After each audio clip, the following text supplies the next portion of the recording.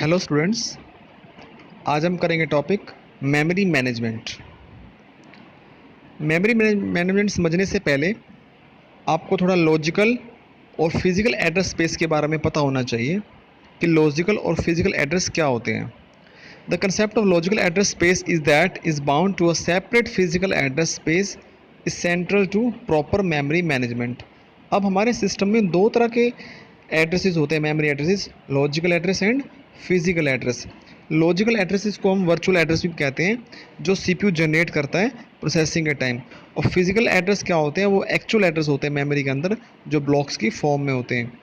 अब जब secondary memory की हम बात करते हैं, सेकेंडरी मेमोरी में जो आपके ट्रैक्स होते हैं मेमोरी के अंदर और फिर सेक्टर्स बने होते हैं, जो ब्लॉक्स जहाँ पे एक्चुअल में 0 1 की फॉर्म में इंफॉर्मेशन या डाटा आपको स्टोर होता है, वो फिजिकल एड्रेस होते हैं। और हर ब्लॉक का एक अपना एड्रेस होता है, ठीक है। उस एड्रेस को पहचान करके ही उसे रीड करके सीपीयू मेमोरी के अंदर आपको डाटा को स्टोर करेगा, रीड राइट करेगा। Logical and physical address are the some same in the compile time, but they are different at the time of execution. ये एग्जीक्यूशन के टाइम पे अलग अलग होते हैं कि लॉजिकली सीपीयू ने उसका क्या एड्रेस माना है, क्या रखा है, उसको उस पर कैसे जंप करके जा रहा है, बट एक्चुअल एड्रेस आप उसका फिजिकल एड्रेस कुछ अलग है। मेमोरी मैनेजमेंट यूनिट, ये क्या होता है? The run time mapping of logical address to physical address. Run time पे एग्जीक्यूशन के टाइम पर लॉजिकल एड्रेस से फिजिकल एड्रेस को पता करना, जो डिवाइस ये पता करती है, hardware device, it is known as memory management unit. In MMU scheme the value in reallocation register base register is added to every address generated by a user process at the time is sent to memory। Processing के time जब भी memory में हम data को send करते हैं, process को भेजते हैं, हर एड्रेस प्रोसेस के एड्रेस के साथ एक बेस रजिस्टर क्या करता है, रीअलोकेशन रजिस्टर, वो उनमें एक अपने लॉजिकल एड्रेस पे अटैच कर देते हैं कि ये मेमोरी के अंदर फलां फलां पर्टिकुलर लोकेशन में, पर्टिकुलर ब्लॉक के एड्रेस पे, इस एड्रेस पे ये डाटा है, मुझे यहाँ से इसको रिसीव करना है और प्रोसेस करके रिजल्ट को यहाँ स्टोर करना है। The user program deals with logical addresses. User का प्रोग्राम लॉजिकल एड्रेस के बेस पे चलता है, बट हमें नहीं पता फिजिकल एड्रेस कितने हैं, कौन से लाखवें सेक्टर के करोड़ में ब्लॉक्स में डाटा सेव है आपका। वो इंटरनली काम किस में होता है, 0 1 की लैंग्वेज में, और वो सीपीयू से देखता है फिजिकल एड्रेसेस को। यहाँ एक डायग्राम दिया हुआ देखिए, जैसे मेमोरी मैनेजमेंट यूनिट है बीच में सेंटर में, इसमें रीअलोकेशन रजिस्टर्स होते हैं। एक्चुअली ये जो हार्डवेयर डिवाइस है रजिस्टर से मिलकर बनती है। सीपीयू ने एक लॉजिकल एड्रेस देखा 346 कि मुझे इस 346 एड्रेस पे जाना है, ये मेमोरी को देगा एमएमयू इसको फाइंड आउट करेगी कि इस नंबर का ब्लॉक एड्रेस कहाँ पर है। लेकिन जब एक्चुअल में मेमोरी के अंदर वो एड्रेस है 14346 नंबर ब्लॉक पे, ठीक है। तो लॉजिकल से फिजिकल एड्रेस को चेंज करने का काम, पहचानने का काम कौन करता है, एमएमयू करती है। Storage allocation and management techniques. Storage allocation दो टाइप की होती है, कंटीजियस और नॉन कंटीजियस। कंटीजियस के अंदर क्या होता है, it implies that a program's data and instruction are assured to occupy a single contiguous memory data. आपने जो भी प्रोग्राम में इनपुट दिया है, इंस्ट्रक्शन दिए हैं, वो मेमोरी के अंदर सिंगल कंटीजियस कंटिन्यूस एरिया में लोड हो जाएंगे, वहाँ से सीपीयू उनको उठाएगा, ठीक है। अगर सपोज ऐसा कीजिए, माने कि मेमोरी में इतना स्पेस कहीं है ही नहीं इकट्ठा, तो वो इनपुट का स्टोर नहीं होगी, तो इस कमी को दूर करने के लिए नॉन कंटीजियस बनाएगा। उसमें आपका सपोज छोटे छोटे ब्लॉक्स अलग अलग जगह पर बिखरे हुए रखे, कुछ स्पेस यहाँ है, कुछ स्पेस यहाँ, कुछ स्पेस यहाँ। आपका जो इंस्ट्रक्शन है वो साइज़ बड़ा है, तो इंस्ट्रक्शन को भी टुकड़ों में करके थोड़ी सी वहाँ, थोड़ी सी वहाँ, थोड़ी सी वहाँ सेव कर देगी। उससे क्या होगा, आपका वो एक बेस्ट फिट पोजीशन में आ जाएगा। और आपका वो इनपुट से, जब तक इनपुट मेमोरी में एलोकेट ही नहीं होगा तो सीपीयू उसको प्रोसेस नहीं करेगा। Data can be fitted in one of three ways: first fit, best fit and rust fit। First fit में क्या होता है, allocate the first hole that is big enough. First fit में ये है कि आपने 1 MB का इनपुट दिया, 1 MB की मेमोरी पड़ी थी स्टार्टिंग में ही, फिट कर दी जाके मेमोरी, इनपुट दे दी, वहाँ पे इनपुट स्टोर हो गई, अब सीपीयू से वहाँ से उठा के प्रोसेस करेगा, पहली बार में फिट हो गई, आपको मेमोरी लोकेशन मिल गई। Best fit, allocate the smallest hole that is big enough. Much search entire list, search करोगे जहाँ आपको बेस्ट साइज़ मिलेगा आप उसे फिट कर दोगे। जैसे पार्किंग है, आप कहीं जाते हो, पार्किंग में जाते ही आपको पता लगा, आपने एंट्री की बिल्डिंग में, स्टार्टिंग में ही पहले नंबर पे जगह खाली थी, आपने गाड़ी वहीं का वहीं पार्क कर दी बिना मोड़े, सीधा सीधा ही, फर्स्ट फिट। थोड़ी गाड़ियाँ भीड़ लगी हुई है, आपको लगता है थोड़ी स्पेस यहाँ भी नहीं है, यहाँ भी नहीं है, थोड़ा आप गाड़ी घुमाओगे आगे पीछे करके, कहीं ना कहीं गाड़ी सेट कर दोगे, दैट इज़ बेस्ट फिट जब आपको, ठीक है। Worst fit allocate the largest hole but also search the entire list produce the largest left overflow. Worst fit में क्या होगा, आपको प्रॉपर स्पेस मिलेगा नहीं, दो गाड़ियों के बीच में स्पेस कम है, आपकी गाड़ी थोड़ी सी आ नहीं रही, आपको दोनों साइड में स्पेस भी चाहिए दरवाज़ा खोलने के लिए, तो आप क्या करोगे, साइड में साइड कहीं इधर उधर लगा के आ जाओगे, जो कि बिल्कुल किसी और के लिए भी प्रॉब्लम क्रिएट करेगी, that is rust fit. Advantages and disadvantages of contiguous memory allocation. Advantages क्या हैं, ये सिंपल मेथड है कंटीजियस में, तो सारे एंटायर प्रोसेस को एक ही बार मेमोरी एलोकेट कंटीजियसली एलोकेट कर देते हैं।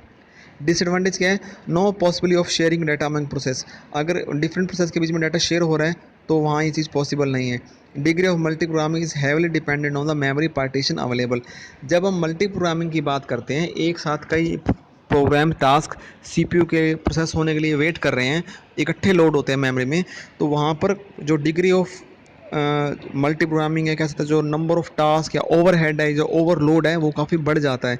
तो वो सारा का सारा डिपेंड करता है मेमोरी पार्टीशंस पे, कि आपको अच्छे से मेमोरी एलोकेट हो रही है, मेमोरी ज़्यादा है, रैम आपकी ज़्यादा अच्छी है, तो ये मल्टी प्रोग्रामिंग काम करेगी, अदरवाइज आपने इनपुट तो बहुत सारी दे दी बट आपका सिस्टम हैंग पोजीशन में आ जाएगा। फ्रेगमेंटेशन, ये आपके सिस्टम में एसेसरीज में एक टूल भी होता है फ्रेगमेंटेशन का, विंडोज़ में विंडो एक्सपी, विंडो 7, हम सिस्टम को फ्रेगमेंट भी करते हैं। फ्रेगमेंट होता क्या है, ये दो तरह का होता है, एक्सटर्नल फ्रेगमेंटेशन और इंटरनल फ्रेगमेंटेशन। इसमें बेसिकली क्या आता है फ्रेगमेंटेशन में, हमारी मेमोरी में 6 GB की रैम है, चलो रैम की बात नहीं करते, हम सेकेंडरी मेमोरी की बात करते हैं।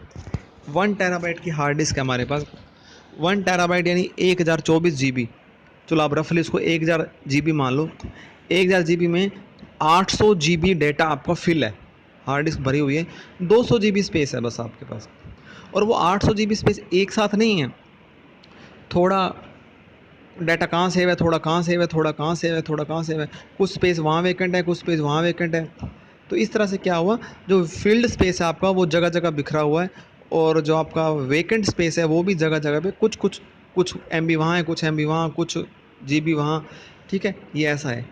तो अगर आपको एक बड़ी फाइल सेव करनी हो तो वो छोटी जगह में तो आएगी नहीं, उसके लिए प्रॉपर उतनी जगह हो, उतनी जगह की फाइल जहाँ मिलेगी उसको, तो उसको वहीं फिट करोगे। तो उस हम क्या करते हैं, वेकेंट स्पेस को एक साइड कर देते हैं और फील्ड स्पेस को एक साइड कर देते हैं। जैसे कि रूम के अंदर फर्नीचर होता है, रूम में कुछ टेबल यहाँ रखी है, एक चेयर वहाँ रखी है, एक बेड वहाँ है, एक ड्रेसिंग वहाँ है, जगह जगह अलग अलग सामान हमने सेट करके रखा हुआ है। रूम का साइज़ जितना है, 12 बाय 12 का रूम है, उसमें 2 बाय 2 का स्पेस खाली है, देखा जाए तो हम खाली स्पेस को मिला लें, बट स्पेस सारा इकट्ठा एक साथ कहीं नहीं है। अगर आपको बड़ा सोफ़ा लगाना है उस रूम में, तो आप क्या करोगे, सोफ़े को टुकड़े करके थोड़ी रखोगे जहाँ जहाँ खाली है, हम क्या करेंगे, सारी चेयर्स को हटा देंगे, भरा हुआ सामान एक साइड कर देंगे, एक पूरा सोफ़े जितना स्पेस हम निकालेंगे, खाली स्पेस, सारा सामान हटा के सेट करके, सामान सारा उतना ही है, उसी रूम में सेट होगा, बस सेटिंग आप ऐसी कर दोगे कि भरा हुआ सामान एक साइड और जो खाली भरा हुआ स्पेस एक साइड, और जो वेकेंट स्पेस है वो एक साइड हो जाए, ताकि हमारा कोई बड़ा डाटा उसमें फिट हो सके, that is fragmentation. Fragmentation, total memory space exist to satisfy a request but it is not contiguous, contiguous नहीं होता एक्सटर्नल में, इंटरनल में कंटीजियस होता है, और वो आपको स्पेस मिल जाता है, चाहे टुकड़ों में मिले चाहे कैसे मिले। ये फ्रेगमेंटेशन करता क्या है, it reduce external fragmentation by compaction, compact करता है मेमोरी साइजेस को। Shuffle memory contents to place all free memory together in a large block, shuffling करता है, जैसे हम सामान की शफलिंग करते हैं ना, यहाँ से वहाँ रखते हैं ताकि एक जगह स्पेस पूरा निकल आए, सो मेमोरी के ब्लॉक्स को एक लार्ज ब्लॉक बनाने के लिए। Compaction is possible only if reallocation is a dynamic, अगर आपका रीएलोकेशन डायनामिक नेचर का है तभी हो पाएगा, अदरवाइज नहीं हो पाएगा। स्वैपिंग, ये मोस्ट इंपॉर्टेंट टॉपिक है पेपर के लिए। स्वैपिंग, फ्रेगमेंटेशन आपका थ्री मार्क्स तक आएगा। जो स्वैपिंग है, स्वैपिंग आपका 6 मार्क्स, 7 मार्क्स, 8 मार्क्स का भी क्वेश्चन आ सकते हैं। स्वैपिंग क्या होती है, स्वैपिंग के फ़ायदे क्या हैं, स्वैपिंग के टेक्निक्स क्या होती हैं, इसमें पेजिंग भी आ जाएगा, पेज टेबल भी आ जाएगा, जो अब आगे आप पढ़ोगे वो सारा एक क्वेश्चन में भी आ सकता है, टुकड़ों में भी आ सकता है। That is more important topic of your syllabus. Swapping, moving processes from and to main memory and back store is known as swapping.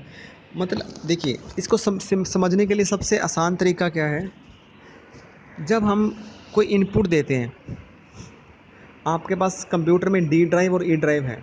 D drive में एक सपोज एक मूवी सेव है आपकी, that is save into secondary memory, hard disk में save है, RAM में save नहीं है, ध्यान रखिएगा। जब आपने डबल क्लिक किया इस मूवी को चलाने के लिए, वो 1 GB की मूवी कहाँ लोड होगी, आपको पता होना चाहिए। हर प्रोसेस रैम के अंदर आता है, रैम उसको एलोकेट होती है, तभी CPU उसको प्रोसेस करता है। चाहे वो डायरेक्ट आप टाइपिंग कर रहे हो, फाइल बना रहे हो, तो भी रैम में फाइल बनेगी, सेव करोगे तो हार्ड डिस्क में जाएगी। अब यहाँ पर क्या है, हमारे पास एक फ़ाइल है ऑलरेडी हार्ड डिस्क में है, मूवी है जो हमारी, हमने उस पर डबल क्लिक किया, वो आपकी मूवी चलने के लिए स्टार्ट हो गई, चल जाएगी। वो 1 GB की मूवी रैम में लोड होगी तभी चलेगी ना, बट इकट्ठा रैम में लोड नहीं हो सकती। रैम में और भी बहुत काम हो रहे हैं, विंडोज़ ऑपरेटिंग सिस्टम लोड हुआ है, विंडो चल रही है, कंप्यूटर चल रहा है हमारा, और भी 2-3 बैकग्राउंड में डाउनलोडिंग चल रही है। हमारे पास 1 GB का स्पेस पूरा है ही नहीं कि उस मूवी को इकट्ठी एक साथ लोड करके रैम में प्रोसेस करा दें। तो क्या करेगा, उस मूवी के टुकड़े बना देगा, बहुत छोटे छोटे छोटे छोटे टुकड़े, उन्हें हम पेजिंग कहते हैं। पेजिंग, वो पेजिंग का टॉपिक अभी आगे आएगा। उन टुकड़ों को, ब्लॉक्स ऑफ कोड को वो वन बाय वन आएगा, एक ब्लॉक को लेगा, रैम के अंदर लोड करेगा, प्रोसेस करेगा, आपको आउटपुट दिखाएगा, उसे वो स्वैप इन हुआ, प्रोसेस हुआ, स्वैप आउट। फिर नेक्स्ट दूसरे की बारी, स्वैप इन हुआ, रैम में आया, प्रोसेस हुआ, स्वैप आउट, आपकी मूवी चल रही है। फिर तीसरे वाला ऐसे प्रोसेस होके आउट, चौथे वाला इन हुआ, प्रोसेस हुआ, swap out, in out, in out, in out. That this process is known as swapping. Swapping कर रहा है, बदल रहा है आपस में, एक ले रहा है, फिर उसको प्रोसेस करके वापस उसको उसकी हार्ड डिस्क में रख रहा है उस पेज को, फिर दूसरे वाला ले रहा है, रैम में लोड कर रहा है, प्रोसेस कर दिया, आपको आवाज़ और गाने दिखा दिए, आवाज़ और वीडियो दिखा दिया, और उसको वापस रख दिया। ऐसे ऐसे अदला बदली कर रहा है। तो मेन मेमोरी से सेकेंडरी मेमोरी, और सेकेंडरी मेमोरी से मेन मेमोरी अगेन, इस तरह का जो पेजिंग की स्वैपिंग होती है, डाटा का ट्रांसफर होता है प्रोसेस के लिए, इसे हम बोलते हैं स्वैपिंग। अगर आपके पास वो 6 GB 8 GB की रैम है और आपने कुछ भी काम नहीं करे, तो आपके लगभग पूरी रैम खाली है। आधा GB आपका विंडोज़ लेगा, लगभग आपका 5 5.5 GB स्पेस खाली रहता है। आपने सीधा मूवी चला दी, अब आपके पास रैम में स्पेस कितना है, 5.5 GB खाली वेकेंट है। मूवी कितनी है, 1 GB की, तो वो सीधा पूरी की पूरी मूवी भी रैम में लोड हो सकती है। और ऐसे लोड होगी तो इसको स्वैपिंग कम करना पड़ेगा, पूरी की पूरी मूवी आ गई, आपके पास स्पेस इतना है, आपने पूरा का पूरा ब्लॉक उठा के रैम में डाल दिया, तो आपकी मूवी फटाफट चलेगी, फास्ट चलेगी, जल्दी ऑन हो जाएगी एज़ कम्पेयर टू स्वैपिंग। तो इसलिए हम कहते हैं प्राइमरी मेमोरी का साइज़ ज़्यादा होना चाहिए, थोड़ा इतना होना, सफिशिएंट स्पेस होना चाहिए, ताकि डिफरेंट प्रोसेस ये तो कम्प्लीटली लोड हो जाए। अगर कम्प्लीटली लोड नहीं भी हो पा रहे, तो इतना स्पेस हो कि फटाफट स्वैपिंग हो जाए। स्वैपिंग के लिए भी उसको स्पेस चाहिए।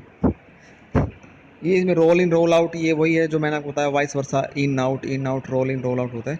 तो इसमें एक पेज को सेकेंडरी मेमोरी से प्राइमरी मेमोरी में लोड होने में टाइम लगता है, पेजिंग टाइम बोलते हैं। प्रोसेस हुआ, फिर वापस चला गया, फिर दूसरा पेज आया, तीसरा पेज। ऐसे हम CD जब चलाते हैं, जब आप CD चलाते हो डायरेक्ट लैपटॉप में और मूवी देखते हो, तो CD में है मूवी, तो वो CD की जो पूरी मूवी है 700 MB की मूवी, वो भी इससे पार्ट्स में डिवाइड होकर टुकड़ों में आएगी आपके रैम में।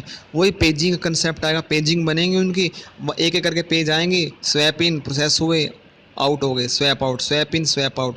तो इस तरह से आपकी पूरी CD टुकड़ों में होके उसका जो डाटा टुकड़ों में होकर आपके रैम में से पास आउट हो जाएगा, और आप पूरी मूवी उसको बिना रुके देख लोगे।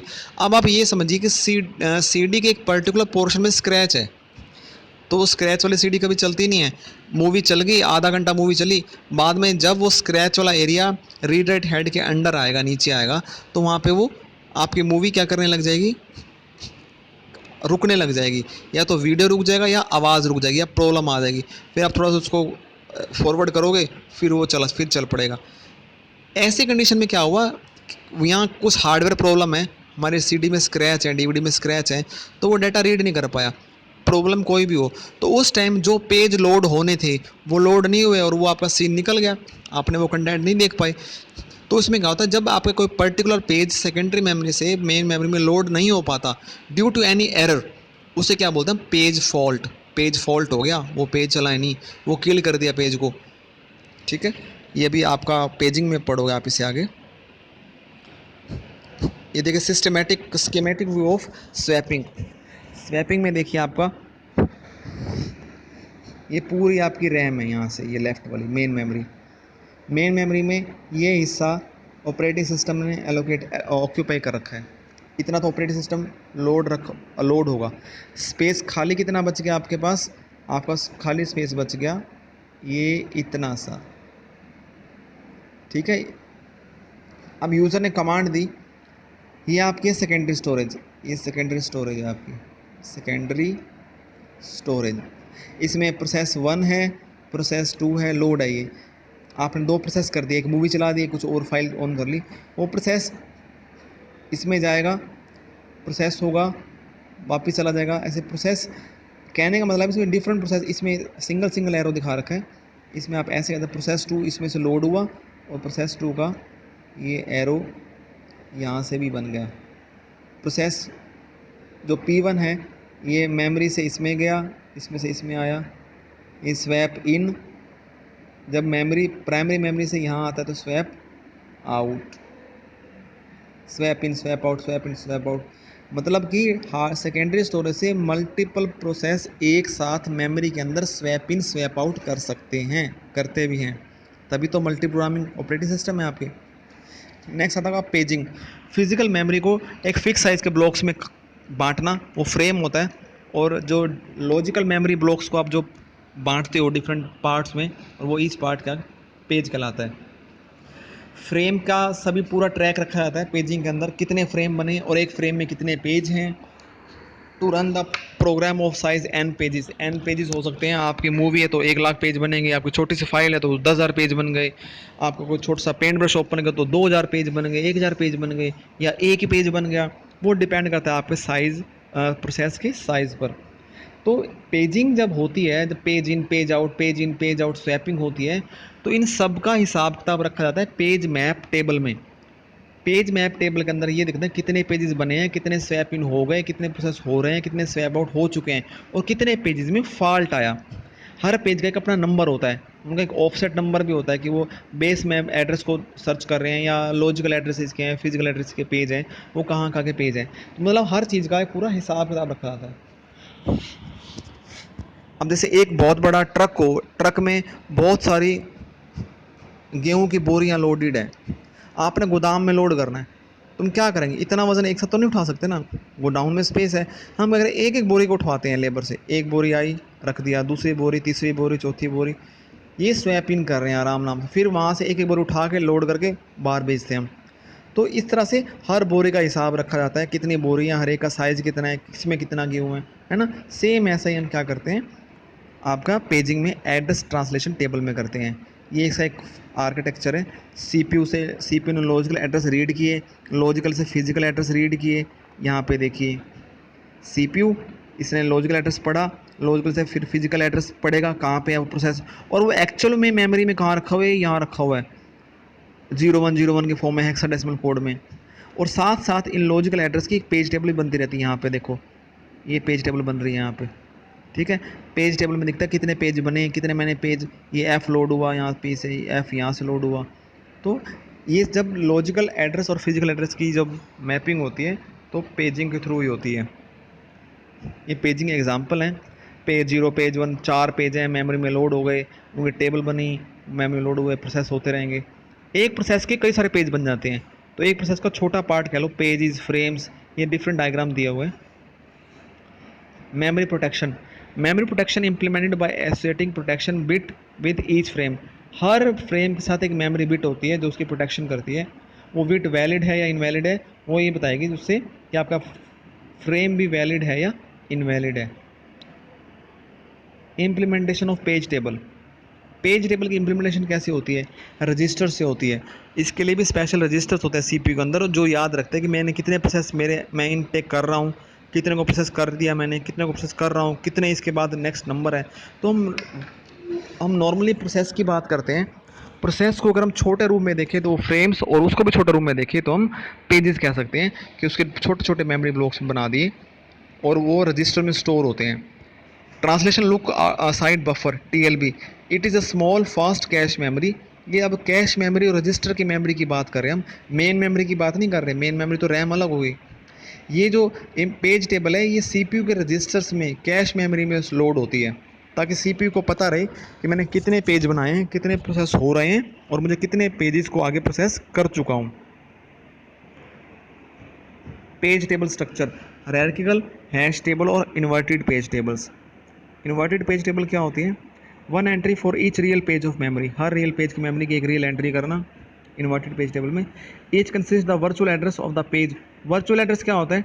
जो मतलब लॉजिकल एड्रेस है, फिजिकल एड्रेस कुछ और होगा पेज का, जो मेमोरी का एक्चुअल एड्रेस है 01 ब्लॉक्स का जो एड्रेस है of the page stored in the real memory location with the information about the processes that own that page. अब किस प्रोसेस ने कौन सा पेज ऑन किया हुआ है, ग्रैब किया हुआ है, उसका भी हिसाब किताब इसमें रखते हैं इन्वर्टेड पेज टेबल में। Decreases memory needed to store each page table, हर पेज टेबल को स्टोर करने के लिए मेमोरी भी डिक्रीज करते हैं, but increase time needed to search the table when a page reference occur. जब भी डिफरेंट डिफरेंट पेज आते हैं, पेज के रेफरेंस आते हैं, तो आपको कोई ना कोई एक टेबल मेंटेन करनी पड़ती है जिसमें पता लगे हमारे पास पेज टेबल कितनी है। अब पेज टेबल ही भूल गए आप सीपीयू, तो कुछ पता नहीं रहेगा उसको। पेज टेबल में डिफरेंट डिफरेंट पेजेस हैं, हिसाब किताब पेज टेबल में, तो पेज टेबल को भी मेंटेन रखना पड़ता है और पेज टेबल के लिए भी मेमोरी कम से कम एलोकेट हो। सेगमेंटेशन क्या होता है? Memory management scheme that support user view of memory. Memory management की जो स्कीम थी, हमने जो फ्रेगमेंटेशन देखा था, वो इंटरनल लेवल पे होता है।